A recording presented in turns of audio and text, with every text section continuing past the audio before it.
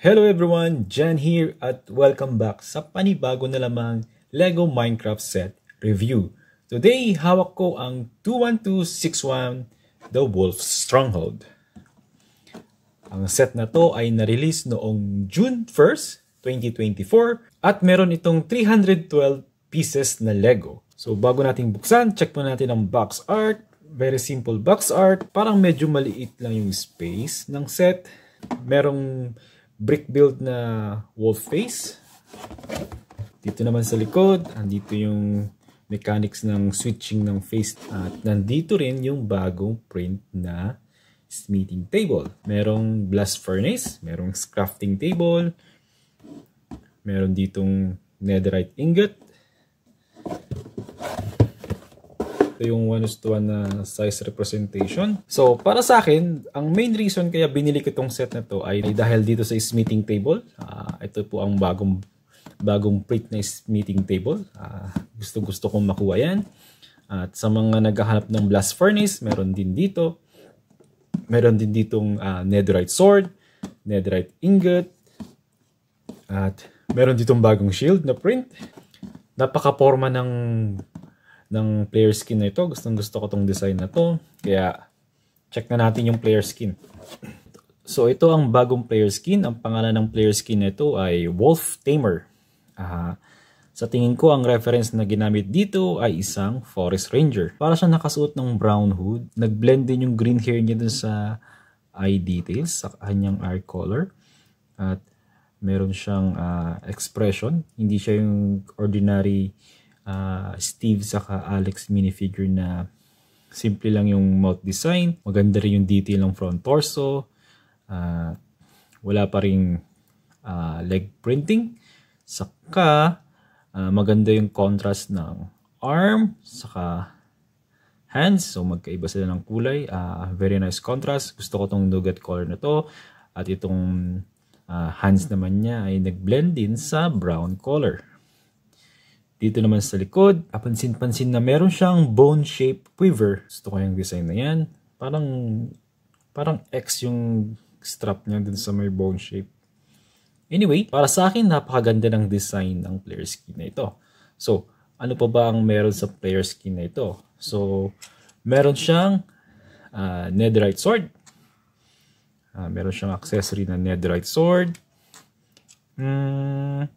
At meron din ditong bagong wolf print na shield. Very nice detail. Gusto ko yung contrast ng blue saka ng gray colors.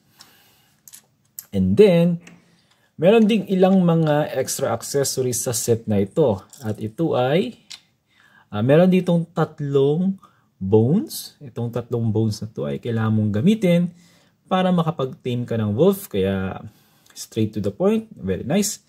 At meron din ditong sweet berries. Meron dalawang sweet berries.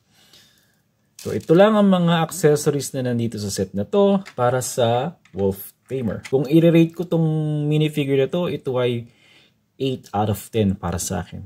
Gusto ko tong color design niya. Parang dark olive green ata tong color na to. Anyway, ang sumunod na minifigures naman ay dalawang classic skeleton. So, itong isang classic skeleton ay merong enchanted bow. Wala naman siyang extra print. Ganun pa rin. Ito pa rin yung standard classic skeleton. Ito naman ay merong hawak na wooden bow at meron siyang suot na diamond helmet. Again, parehas lang silang dalawa. Kung pag-uusapan natin ng selection ng napili nilang mobs, angkop po itong mobs na ito sa set na to dahil ang team ng set na to ay wolf. So, kailangan mo ng bones. Kailangan mong may pagkuhanan ng bones. Kaya, saktong-saktong itong mobs na to sa set na to. Meron din ditong dalawang wolf variant. Isang normal wolf. Ito ay isang wild wolf. At itong isa naman ay isang pet wolf o yung nakatame na. Itong light green na ito ay nagsasabi na isa siyang pet ng isang player. So, na-tame siya gamit itong mga bones. Regarding sa storytelling ng set, napakadaling intindihin kasi para ma-tame mo itong wolf, kailangan mo ng bones. Saan ka kukuha ng bones? Siyempre, sa mga skeleton. Okay, so ito yung selection ng minifigure. Doon naman tayo sa set. So ang pangalan ng set build na to ay The Wolf Stronghold. Ang set design nito ay base sa isang forest stronghold or isang forest castle. Kung mapapansin nyo, kanina dun sa may box art, parang masikip lang yung spacing ng set. Pero pag hawak mo na yung set, maluwag siya. Maraming spacing na pwede kang gamitin. Now, ang biome ng set na to ay isang old growth pine taiga. Dahil dito sa set na to ay merong pine tree, meron ding mushroom, merong podzol, meron cobblestone, meron mossy cobblestone dito, meron ding presence ng dead bush or dried bush, at meron din siyang sweet berries. Ito ay isang sweet berries. So, na pretty common yan sa taiga biome. Linawin ko lang ito ay pine tree. At itong pine tree na to, dinoble check ko rin to sa Minecraft eh. Tama, pine tree talaga to. Hindi to yung common na spruce tree na makikita mo sa taiga. So itong part na to ay removable. Pwede mo siyang tanggalin. At meron ding isa pang cobblestone, mossy cobblestone dito. Ito yung sweet berries, ito yung mushroom. So, tanggalin ko lang sandali ito. Gaya ng sabi ko kanina, ang reference nito ay isang castle. Kapansin-pansin na meron ditong river or trench. Para makatawid ka dito, kailangan mo ng bridge. Pero walang bridge, meron lang representation ng parang pathway dito, kung saan pwedeng tumalon yung player. And then, meron ditong spruce door. Dahil ang source na ng wood dito ay itong pine tree na ito. Dito sa loob ng castle, medyo maskip para sa akin yung spacing. Pero okay naman din. Pwede mo naman mailagay yung player. Pero parang masikip lang sa akin yung spacing. Pero so far, okay naman siguro yan. So ano bang meron mga details sa set na ito? So meron dalawang torch. Merong mossy cobblestone na ginamit sa pag-build. Yan. At meron ding deep slate blocks. Meron din ilang mga stone bricks na ginamit. At meron ditong spruce wood na ginamit. At meron din ditong parang spruce planks na ginamit. Very nice details. Very detailed naman yung interior. Meron din ditong spruce fence na ginamit sa paggawa ng castle. And meron ditong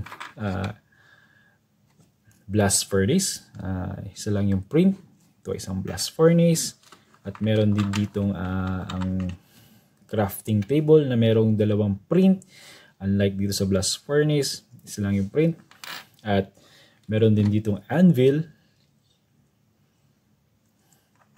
At andito ang, tanggalin natin itong netherite ingot na to. Ito yung bagong design, bagong print na smithing table. Very nice. Although hindi siya totally, I think yung kulay niya is hindi totally game accurate. Pero okay naman. At least meron na rin binigay na bagong utility block para sa set na ng Minecraft. Kapansin-pansin din na itong chest na to, ang design niya siya ay floating chest. So, gamit itong slot na ito, pwede mo isalpak dyan yung chest, pwede mo rin siyang ma-open at close.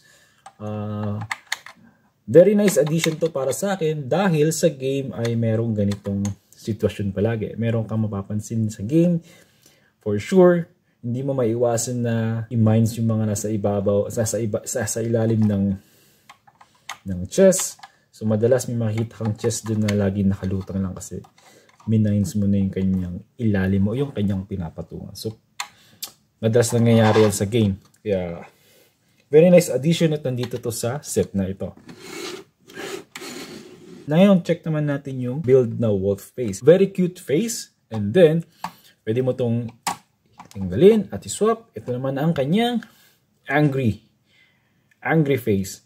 Now, wala akong makitang reference dito ng switch. So, hindi ko alam kung paano ito nagka-function. Kunyari.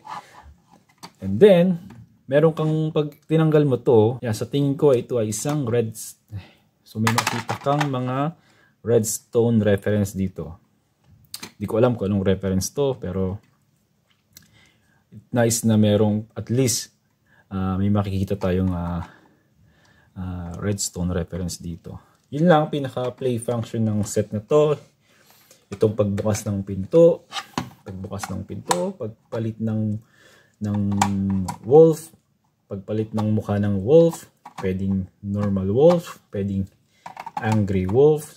So parang tuwing may mobs dito, siguro nag-trigger tong face from normal to angry. So para siyang alarm siguro. Parang alarm siguro ang setup nito. Pero mas gusto ko to. So para sa video na to, gagamitin natin yan. Dahil maangas din siya. Yup. So ibalik lang natin to. Gaya ng sinabi ko, hindi ganun kaluwag yung interior, pero okay naman kasi ang meron lang naman sa set na to ay isang player skin at isang pet na wolf. Kung dito ko ilalagay yung wolf, kita naman masikip na. So dapat itong player na to ay nandito sa labas, ay nasa itaas. Labang maganda sa set na to, at kung balak mong bilhin at balak mo siyang irigalo, ito ang aking masasabi. Ang set na to ay maraming weapons. Maraming weapons sa set na to. So kung gusto mo ng mga weapons, marami kang makikita dito. Meron ditong netherite sword, bagong print na shield, at dalawang bow, isang enchanted at isang wooden bow. Marami ring accessories. Merong tatlong bows, sweet berries, torch, syempre. Mahalaga po ang torch, lalo na kung nagta-travel ka sa Minecraft, at sa madilim na part. And then, maraming printed parts. Meron ito, meron itong print na shield, merong print ng crafting table, merong print din ng blast furnace, at merong print ng bagong smithing table. And then, maganda yung set. Yung Steam ng set at yung reference ng set ay very faithful sa game, dahil itong set na to ay base sa isang old growth pine taiga. So, makikita mo tong biome na to sa game. So, pwede mo tong i-recreate sa game sa creative mode. So, I think this set is like mix of creative saka survival mode ng game. Storytelling, very easy to understand kasi related naman lahat. Para matame mo tong wolf na to, kailangan mong kumuha ng bones, mga archer, skeleton, at gamitin para makakuha ka ng pet na wolf. Gustong gusto ko tong design na to, at this is a very nice addition sa set, sa collection na naman. Maganda siyang regalo para sa mga bata, at maganda din siya for collection. Kaya kinuha ko siya. Anyway guys, thank you so much for watching. Kung nagustuhan niyo itong video na to, sana huwag niyong kalimutang suportahan ang channel. At sa susunod ulit, see you on the next video. Peace!